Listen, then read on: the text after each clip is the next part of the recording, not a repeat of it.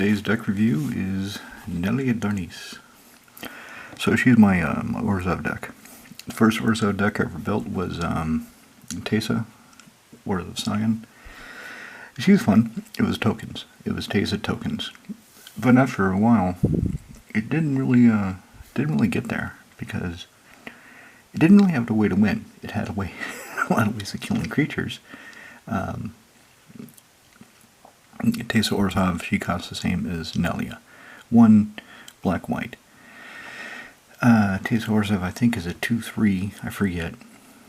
But if you sacrifice 3 white creatures, you can sacrifice 3 white creatures and exile target creature. And then whenever a white creature you control goes to the graveyard, you get a 2/2 black zombie creature, something like that. Anyway, I forget what she does really. But, so I took her apart, left her for a while, tried again, still didn't work.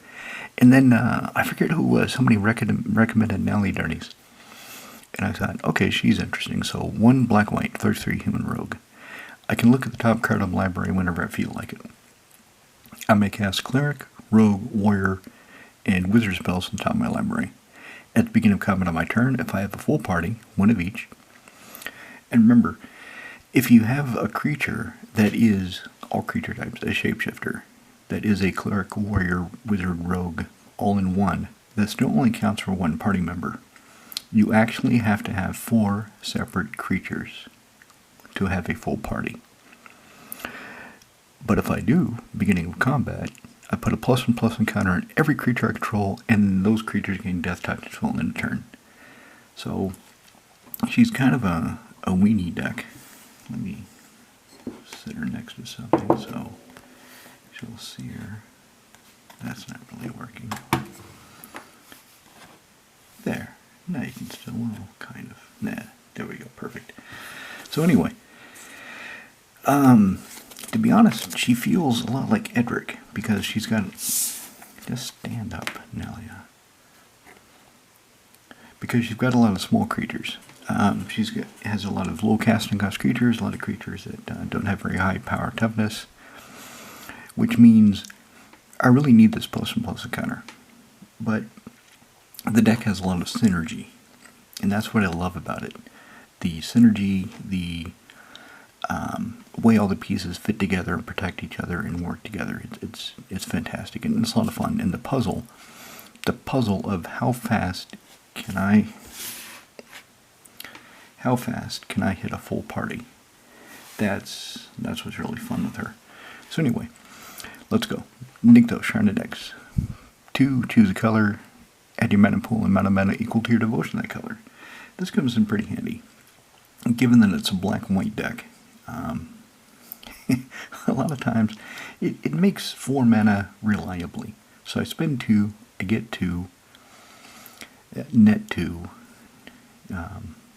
So it's not great. It's not explosive like a Tolarian Academy or a Serra Sanctum can be. But still, in this deck, it's great. Plus, it gives me colored mana, so let's put that there. Okay. Mortify.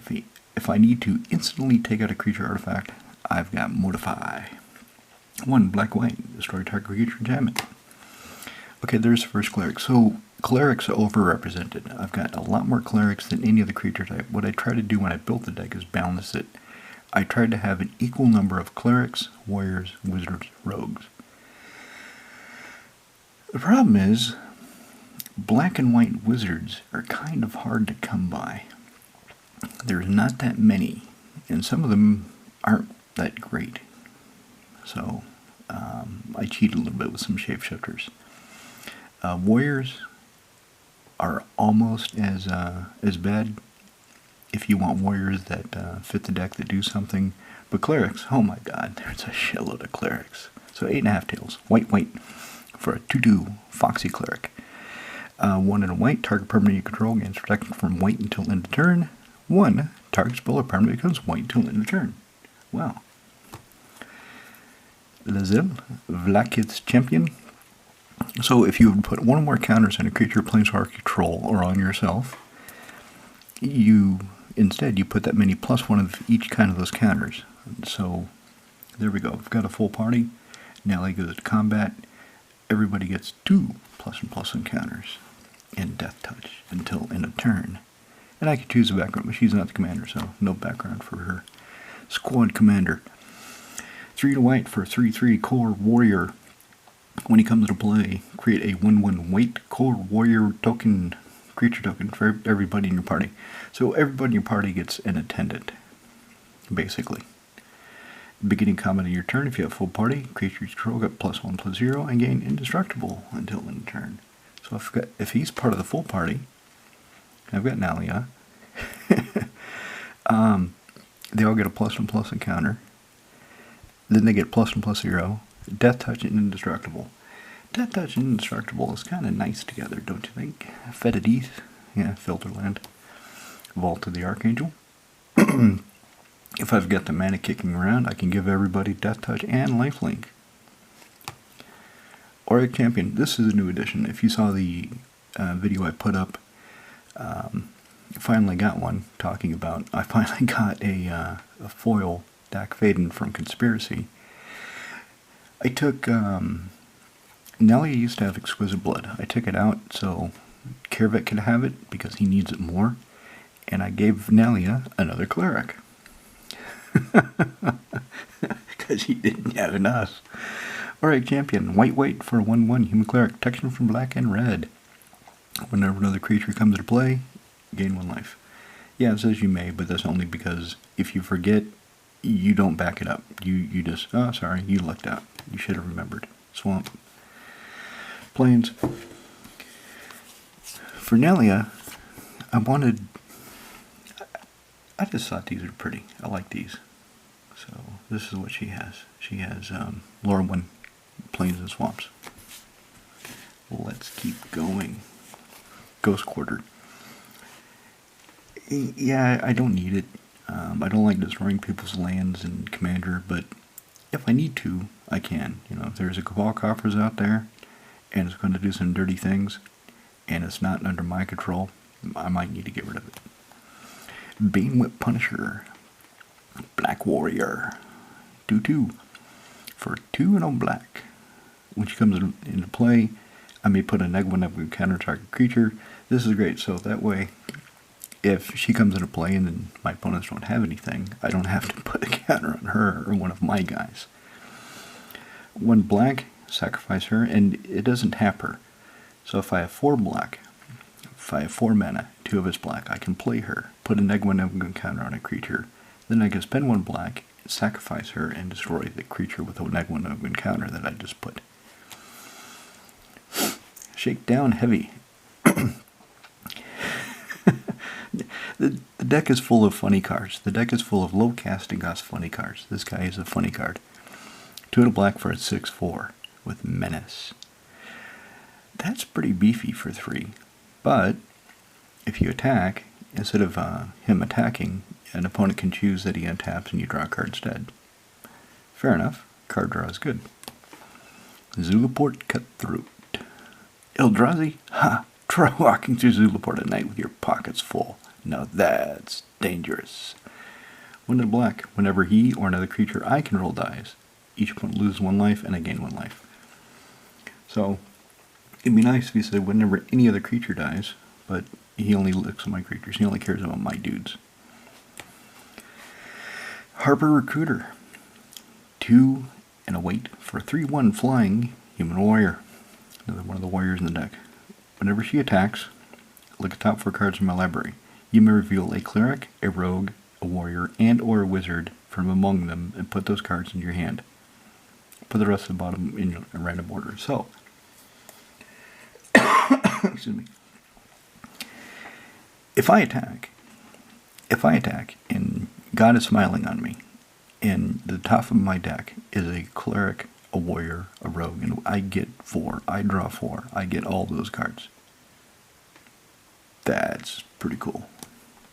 There's my coffers. Swamp. Plains. Dalthy Voidwalker. Alright, finally getting into the rogues. She's a rogue, but I don't have that many rogues, especially white rogues. There aren't that many white rogues. Black for a 3/2 with a shadow. If a card would be put into an opponent's graveyard from anywhere and said exile the void counter, I could sacrifice this guy, choose an exile card an opponent owns with a void counter on it, and I can play it without paying for it. I'll show you why I have him when I get to it. Not every card is on theme. Not every creature is a party member or potential party member. I've got some that are, how should I say, enhancements. I've got some enhancement creatures that don't enhance the party theme, but they enhance the deck's theme. Swamp. This is beautiful. It's Orza Basilica. I like it. I like it a lot. I don't like that it comes to play tapped, and I had quit using these for a long time because I try to minimize the lands that come into play tapped.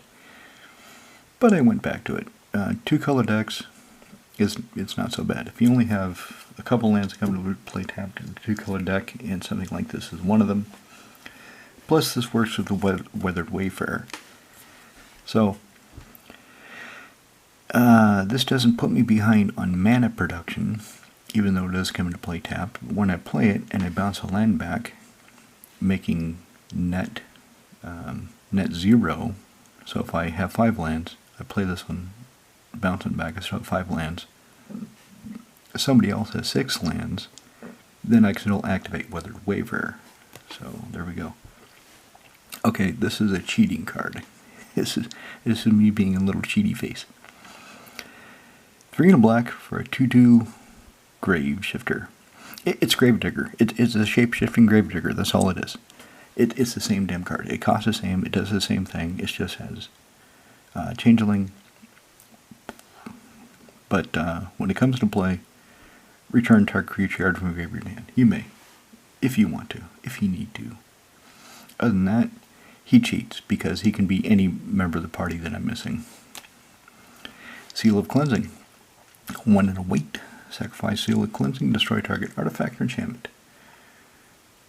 Kind of limited, right? I mean, I don't have ways of getting enchantment back in this deck, do I? Let's talk about that. Ghost Way. 2 and a white. Exile every creature you control. Return those cards to the battlefield under their control, owner's control, beginning the dates and stuff. So, I didn't go heavy creature, heavy token generation in this, in Nalia. She has some token generation, but not a lot, because I am counting on Ghostway to save my ass when somebody does a border wipe, and it's worked before. Plains. Clever Concealment. Kind of funny how my 2 main border wipe protection spells are right on top of each other, almost, isn't it? Jesus Christ. I need to shuffle better. Well, I'm not actually playing now, so it's fine. Clever Concealment. 2, white, Convoke. My creatures can pay for it. I don't have to pay mana. I can just make my creatures pay for it by tapping them. Alright, little bastards. Time to get to work. Any number target 9-land permanent you control phase out. So, somebody's going to blow up my lands, somebody's going to blow up my enchantments, my artifacts, somebody's going to do me dirty. I can save my permanents. Cleansing Nova. Yeah, everybody needs a border wipe. Every deck needs some kind of border wipe, right? 3, white. Choose 1, destroy all creatures, or destroy all artifacts and enchantments. What's vexing me today? Isolated Chapel, alternate art, in the retro frame. Swamp. This guy. Oh, this guy is fucking hilarious. I love this guy. Sometimes he hurts me real bad, but I still love this guy. 1 and a black for a 2/2 human wizard. So this is... I'm glad he's a wizard, because I get to play with him in this deck, and he fits the theme. Beginning of repeat. You and target opponent each do a Dark Confidant on each other. So, you each look at the top card of your library, reveal it. You take damage according to the other guy's card. So let's say I flip over Arcane Signet, and the guy I'm targeting flips over a land. He takes 2 damage, I take none, and we each put those cards in our hand. This guy, people don't want to kill him. So, a lot of creatures that do shit like this, your opponent's just going to kill. They're like, yeah, I don't want you having card advantage, I'm going to kill him. But if I spread it around, and everybody gets to draw cards with him at some point of the game, they don't want to kill him. Arcane Signet, Bloomburrow Edition. Kind of neat. I like it.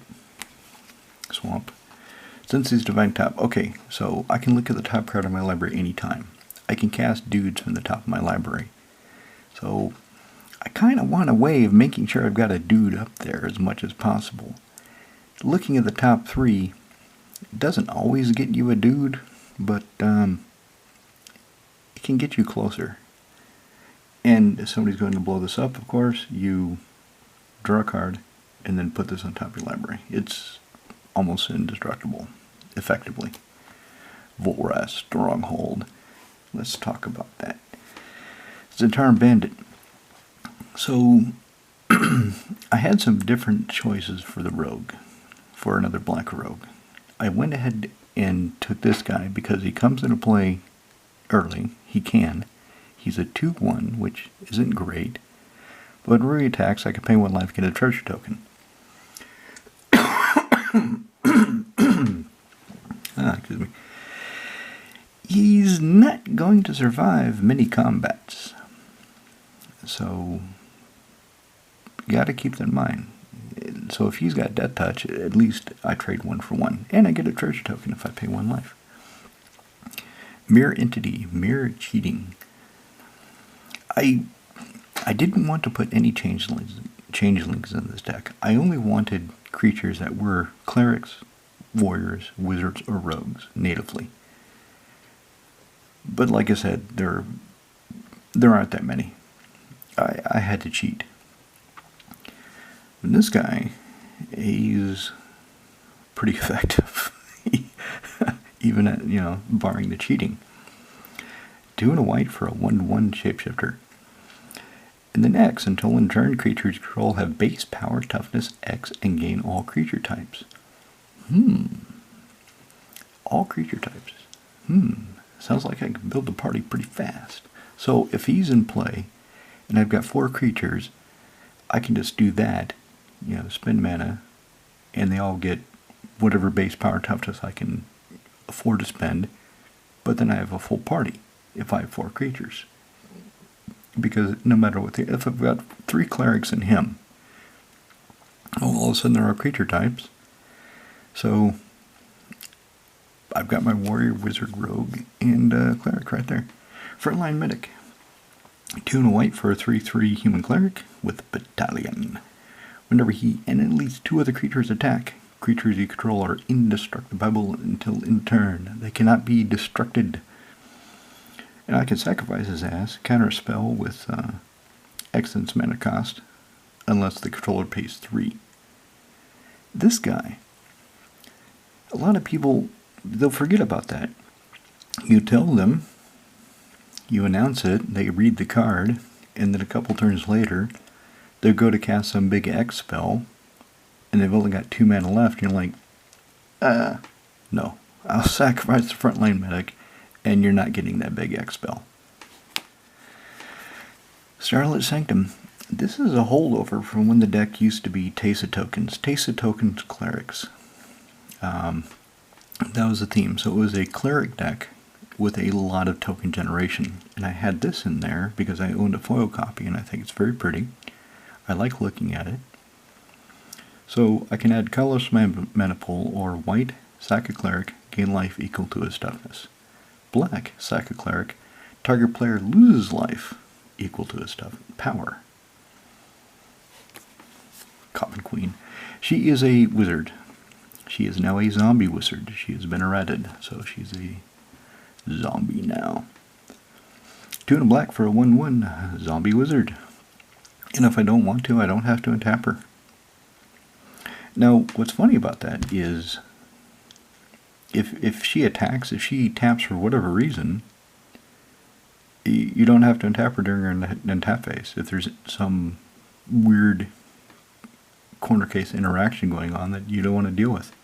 But 2 and a black, put target creature card from any graveyard and play under your control.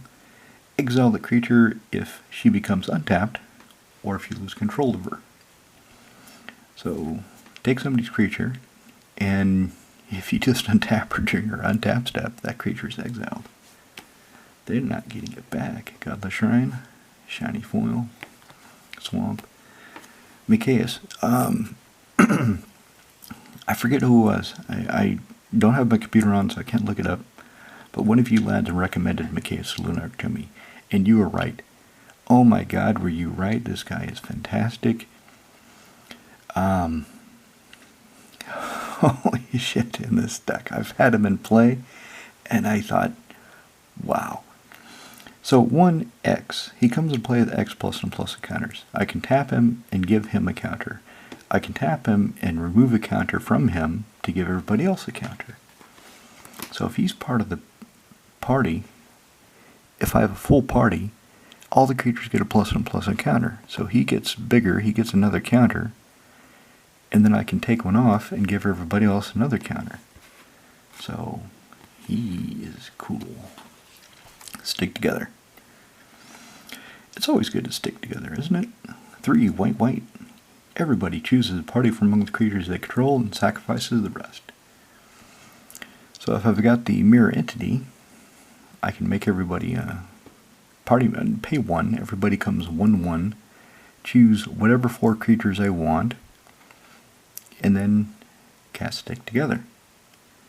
And then everybody else is. It's funny when you cast this. All your opponents are going to start scrambling and looking at, okay, who's a warrior, who's a wizard, who's a cleric, who's a rogue, what? And if they don't have any, they just go, oh, you basically just did a Wrath of God on me. Well, sorry, you should have, expanded your creature types. Diversity is good, right? That's what they keep telling us. Mistveiled Plains comes into play tapped. Don't like it, but put target card in graveyard on the bottom of your library, only if you control 2 or more permanents. Save something from getting exiled. So if I don't have the Stronghold out, and there's a creature or something that I want to save from a Bojuka Bog, because I do play out of the graveyard in here, you'll see it. And my opponents, they know I like playing out of the graveyard. They've had enough experience with me doing so. And so they come after my graveyard. And I don't like it. So I need to protect it. Fracture. Black-white instantly destroy target artifact, enchantment, or planeswalker. So this might seem like an odd choice because you can't hit a creature. But it can hit 3 other relevant permanents. Sometimes hitting a planeswalker especially, you need to do it. You need to kill one of those bastards. Swamp. Vergoth. Blood Sky Sire. 2 and a black for a 2/3 death-touching demon rogue. So he's a rogue, he fits the theme. Boast. 1 and a black. Target player searches the library for cards and shuffles the library and puts the card in. So basically when he attacks, I can spend 1 and a black and kind of vampiric tutor. I can't think of a tutor, a black tutor, an unrestricted tutor, that puts a card on top of your library, except vampiric, grim tutor, and those cost life. He doesn't cost you life, he just has to attack. And then you can activate his ability. Urza's Cave. This will find Nykthos, this will find Vara Stronghold, Cabal Coffers, Urborg Tombs, whatever nasty thing I need. Multi-class Baldric. 1, equip 2. So that's pretty cheap. Pretty cheap to cast, pretty cheap to equip. Equip creature has lifelink if you control cleric, the death touch if you control a rogue, haste if you control a warrior, and flying if you control a wizard. So if you control a 4, the equipped creature is a badass. Full stop. Because as long as you have full party, prevent all damage that would be dealt to a equipped creature. So he would be a flying, life-linking, death-touching, haste Kind of, not really indestructible, just preventable damage. So, goes after people. Temple of Silence. Alright, let's put these over here. My mangled stack. And we'll go through the second half of the deck. Alright, second half of the deck. Giselle Goldmane. He's one of the higher casting cost creatures in here at 4, which, you know, Commander, usually the higher casting creatures are in the double digits, 10, 11. What else is really expensive that people would cast? Yeah, 10. 10 is, that's usually the top. That's old Eldrazi range. That's Jin Gataxias range. You know, that's some serious bullshit. But this little kitty cat. So 4/4/4/4 kitty warrior with first strike. He's got sharp claws. Meow. 3 white attacking creatures you control get XX until end of turn, where X is the number of attacking creatures. So the more I'm attacking, the better off he gets. There we go. Lures to the Dream Den. So this is one of the supplemental creatures. And this is one of the reasons why I'm running Seal of Cleansing and Deathly Voidwalker. Of course, Lurrus, anybody that's playing Standard in the last few years, Modern, before he got banned, you know how bad, actually it's a, is it a female? It's an it. It's a kitty cat. So, Lurrus here, 1 black-white hybrid. 3/2 lifelinker. During each turn you may cast 1 permanent card, permanent spell. It'll be a card. You may cast 1 permanent with CMC 2 or less from your graveyard. So if I've destroyed an artifact or enchantment, Seal of Cleansing, Lurrus can get it back. If I've cast something by sacrificing Deathly Voidwalker, Lurrus can recast it. So Lurrus works really well in this deck. Swamp, Urborg, Tomb of Yawgmoth, Command Tower. This is the Galaxy foil. This is a card that it was quite a few months between the time I found out about it and the time I bought it, because it wasn't cheap. It wasn't expensive, but everything adds up. I mean, if you look at this deck. Okay, this is 10 euros, 5 euros, 5 euros, 10 euros, 15 euros. Voros Stronghold. When I bought them, they were 30. I've had them for years. I bought them early because I knew I was going to use them, and I liked them a lot. And that's the thing about Commander deck, isn't it? EDH deck. A lot of the cards are not expensive individually, but the entire stack, the whole is. And this is one of them, but it's just so pretty, and I like pretty cards. Planes. Accursed Marauder. 1 and a black for a 2/1 zombie warrior. When this son of a bitch comes to play, everybody sacrifices a non-token creature. No getting rid of a stupid little token for you, motherfucker. You're going to get rid of something real. I'm going to get rid of him, and if Lurrus is in play, I can cast him again and do it again. Ha ha! Slaughter Specialist. 1 to black for a 3/3 Vampire Warrior. When she comes into play, every one of my opponents gets a creature, a 1/1 white human creature token. Not ideal, but 2 mana for a 3/3. And whenever a creature an opponent controls dies, she gets bigger. Why not? And so you're seeing that the casting cost of my creatures are pretty low. The power and toughness of my creatures is pretty low. A lot of them don't have any kind of evasion.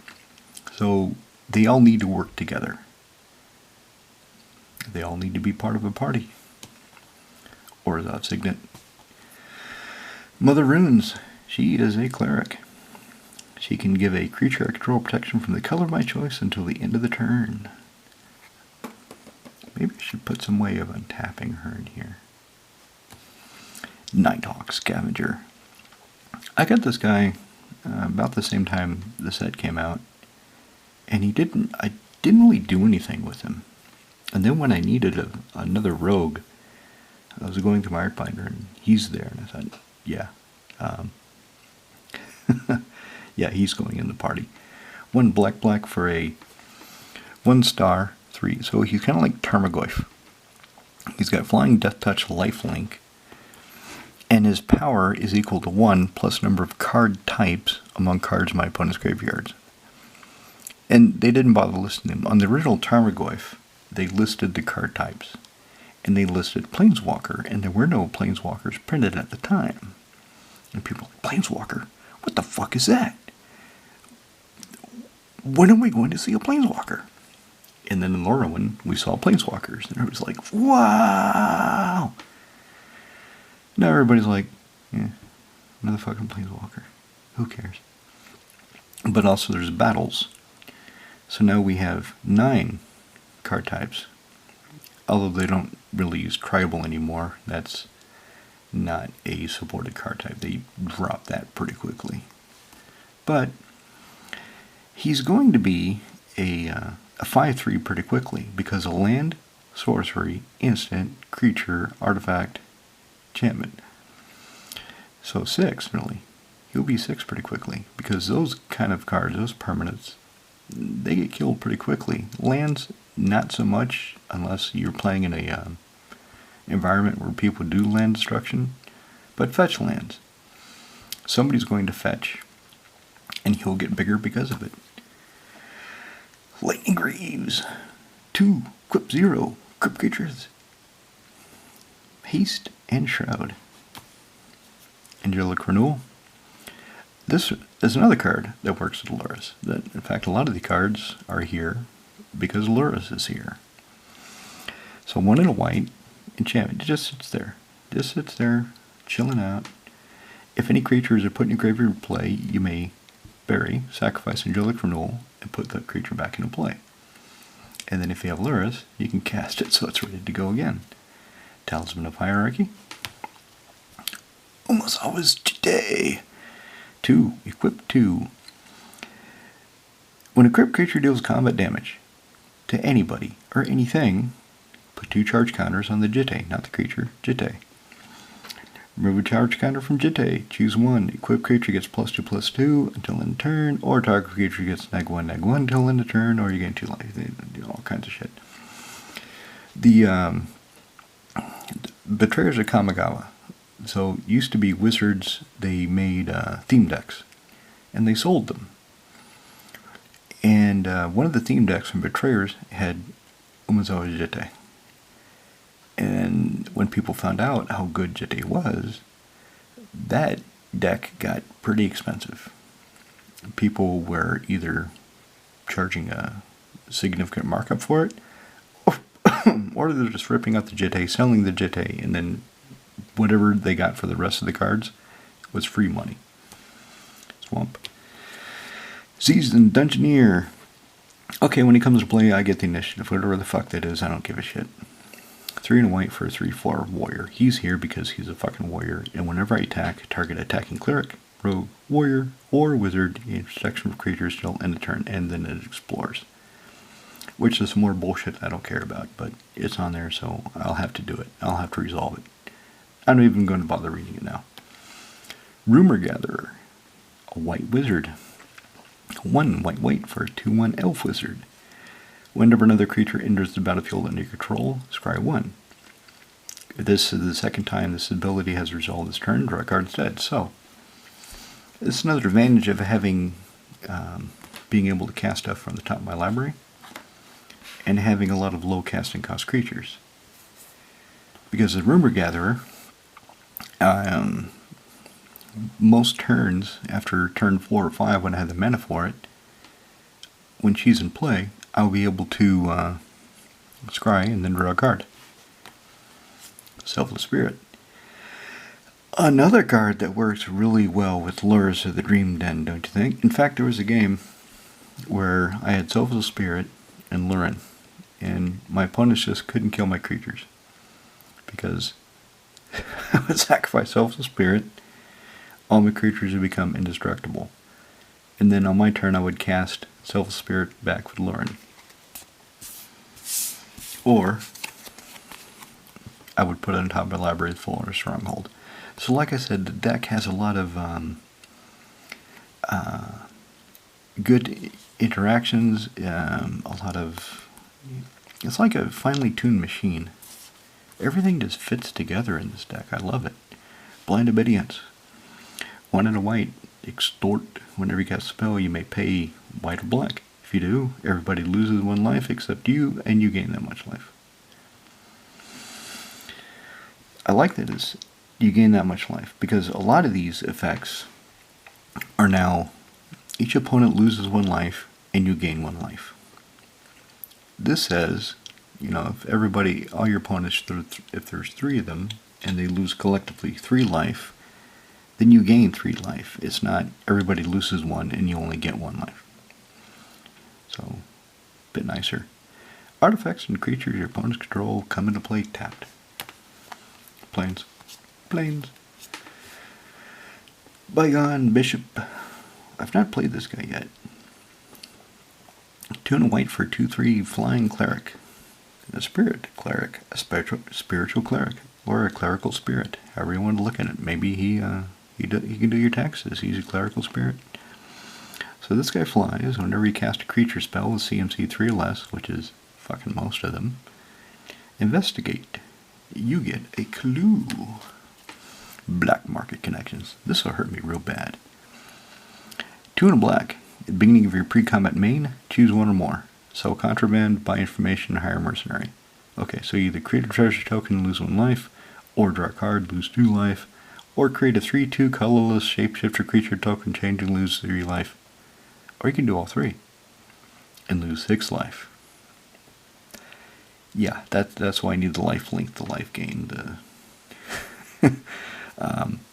If I'm losing 6 life a turn, even in an EDH game where I started at 40, it adds up quickly. It takes a bite out of your ass. Holy Day. It's a white fog. That's what it is. 1 white fog. Dark Confidant. So I've got Keen Duelist and I've got Dark Confidant. So my opponent can hurt me with what they reveal, and I can hurt myself with what I reveal, but I get more cards. You have to pay for power, right? Greatness at any cost, after all. Beginning of your upkeep, show off the top card of your library, put it in your hand. Lose life equal to its CMC. Ugh. Metastatic Evangel.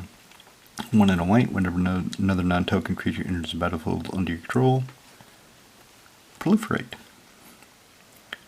So she gives creatures +1/+1 encounters if I've got a full party when I go to combat. This dude, whenever I get another creature into play, I get to put more counters on everybody.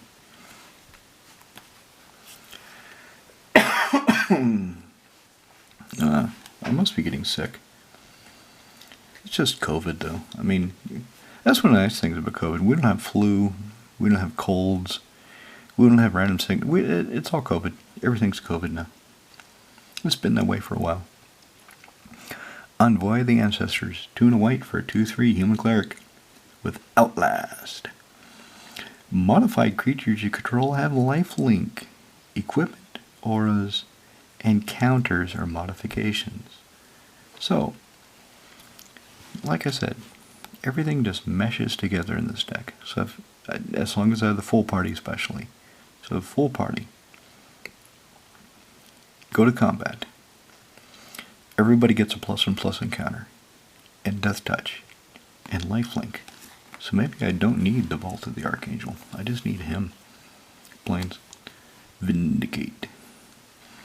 This doesn't get played much anymore. This fell out of favor a few years ago. When I started playing EDH, this is a really good card. Of course, we didn't have this version. We only had the,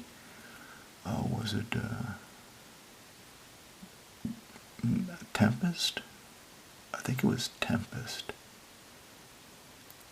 That was the only version available. And the games were slower back then, and so it was worth running Vindicate. And since I have one, I thought, well, why not? I mean, it only costs 3 and you get to destroy anything. You can even destroy a land. Caves of Koilos. This is really hard to see. It's really hard to see the detail. So I ordered it from my LGS, and when I got it, I was looking at it, and I was thinking, what the hell is going on in there? I mean, it's obviously a planar portal. You can see the face of the portal. Although usually they're like that. If you look at most of the art that shows a planar portal, usually the horn ends are down. But this one, the horn ends are up and the face. Okay, so it is upside down. So the face is in the right position. So it's a planar portal that has crashed, essentially. Okay, neat. Planes.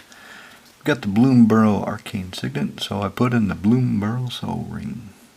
Because I like Bloomborough. Sultari Visionary. This catches people by surprise. One double white for a 2/2 Shadowy Cleric. When he hits anybody, destroy target enchantment the player controls. Nobody really plays Shadow much. I mean, I've got 2 Shadow creatures in this deck. The only other dude that in my group that plays any creature Shadow is pretty much Rahman with his black-blue horror deck. I think he's got 1 or 2 dudes of Shadow. Nobody else really uses it. It's not a very supported ability, really. Not anymore. Planes. Bold Plagiarist. I don't know if I want to keep this in here, but I thought it'd be funny. So 3 and a black for a 2/2 Flashing Vampire Rogue. Whenever an opponent puts 1 or more counters on a creature they control, they put the same number of kind counters on Bold Plagiarist. So I make them do it. Bang! Okay, you put 6 counters on that dude. You put 6 counters on my dude too. We use your you do it. You have to put them on. I can't do it. That's what the card says. So fucking pull out one of your dice. Start loading up my creature. Planes. Rankle Master Pranks. Wasn't sure about this guy first, but he's pretty damn cool. He works. 2 black for a flying hasting fairy rogue 3/3. Whenever you hit somebody, choose any number. Everybody discards a card. Everybody loses 1 and draws a card. Everybody sacrifices a creature. I can choose all 3 if I feel like it. Silent Clearing. Lisa, Forgotten Archangel. Yeah. Long Pete always forgets about her. So there's been 2 games that stick in my mind, where Long Pete was playing Sidar Jabari, the Knight deck. He's got the Knight Precon. Esper Knights. And there's a spell in there where everybody chooses a creature, puts a counter on it. And that counter is the creature can't attack the person casting the spell. And then you sacrifice all your other creatures. So twice I've had Lisa out. Long Pete casts that spell. I chose, okay, so I'll put the counter on Lisa and she can't attack you anymore. But all my creatures come back from the graveyard. They come back to my hand. And all my opponent's creatures get exiled. Twice this has happened. So she has definitely proved her value in the deck. 2 black, white, 1 black, white, 4/5 flying life leaking angel. Whenever another non-token creature you control dies, return it to the owner's hand at the beginning of the next end step. If a creature an opponent would die, exile instead. I wonder if he's going to remember that next time I have her in play and he goes to cast that. Probably not. Darkness, it's a black fog, so I've got white fog, I've got black fog, I've got small creatures in here, I've got to protect myself. Fiend of the Shadows.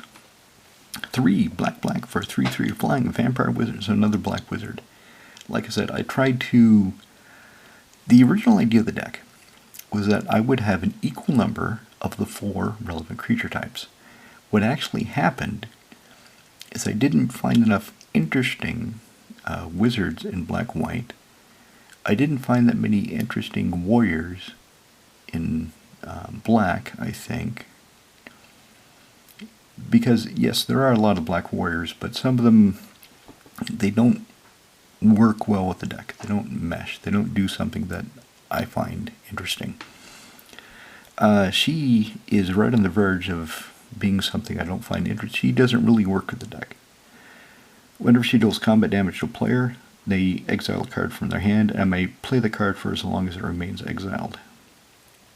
But I can also sacrifice a human and regenerate her. And I've got a lot. There's a good number of humans in this deck. I mean, Nalia herself is a human. This guy's a human. Mother runes, so Dark Confidant. So I've got enough creatures that I can sacrifice and then recast with Luris or get back with Laura Stronghold to regenerate her if I need to. Weather Wayfarer, 1 for a 1/1 human nomad cleric. Yeah, 3 creature types. Wow. I wonder what the most creature types any creature has. I wonder if there's any creature with like 5 or 6 creature types. That would be funny. You know, you would start going down this way. Human, nomad, cleric, zombie, spell shaper. You know, some shit like that. Anyway. White tap. Search a library for a land card. Show it off. Put it in your hand. Then shuffle. Activate only if an opponent controls more lands than you. So as long as one dude is 1 land ahead of you, you can go find any land you want. Any land. Nykthos, Urborg, Cabal Coffers. Yeah, get it on. With a Wretch, he's here to deal with opposing graveyards. Black for a 2/2 zombie cleric. 1 exile target card from a graveyard. I like the old wording. Remove target card in a graveyard from the game. Doom Necromancer. I've got the original one. I've got the original one. Oh, what was he first printed in? Onslaught? I think he was first printed in Onslaught. And that version is in, I believe it's in Kervek. I can't remember offhand. But I've got one of each, so I wanted different art for both. So, 1 black, tap, sacrifice this bastard. Return target creature card from your graveyard to play. Yeah. Deathbringer Liege. So another holdover from the Teysa Orza Scion deck. 2 triple black, triple white hybrid for 3/4 horror. Other white guys you control get +1/+1. Other black guys you control get +1/+1. Other black and white dudes you control get +2/+2. So if he's in play, she's a 5/5. She's a 5/5 that if I have a full party and go to combat, she becomes a 6/6 Death Toucher. Yeah, baby. Plus, this is another reason I Vindicate. Whenever I play a black spell, whenever you play a white spell, you may tap target creature. Whenever you play a black spell, you may destroy a target creature if it's tapped. So if I Vindicate and destroy something, if he's in play, the ability triggers. It's a black and white spell, so I get to tap a creature and then destroy it. So I get to double Vindicate. Burkos, party leader. 3 in a black for 2/4 orc. So this dude, he's every party type, every party member type. He's a cleric, rogue, warrior, and wizard. But he only counts for 1. He doesn't count for the full party. Those are the rules. I don't make them up. I just have to play them. Whenever he attacks, defending player loses X life, and you create X treasure tokens, where that's the number of creatures in your party. So the most is 4. There's only 4 creature types you can have in your party. So if he attacks, and I've got a full party of 4, whoever he's attacking loses 4, and I get 4 treasure tokens. But still, it's free shit. I like getting free shit, don't you? Finally, Ravo Soul Tender. 3 black-white for a 2/2 human cleric that flies. Other creatures you control get +1/+1. He buffs. At the beginning of your upkeep, you may return target creature card from your graveyard to your hand. He raises the dead. Alright, that's the deck. That's Nalia. It's a lot of fun. I really enjoy playing this deck. Enjoy looking at the cards too, to be honest. That's, you know, one of the reasons I am in the game is because I just enjoy the cards. Rudy over at Alpha Investments, he doesn't play anymore. He just collects the cards. He hoards Alpha, Beta, Unlimited, Arabian Nights. He hoards shit. So let me get this posted and you can tell me what you think.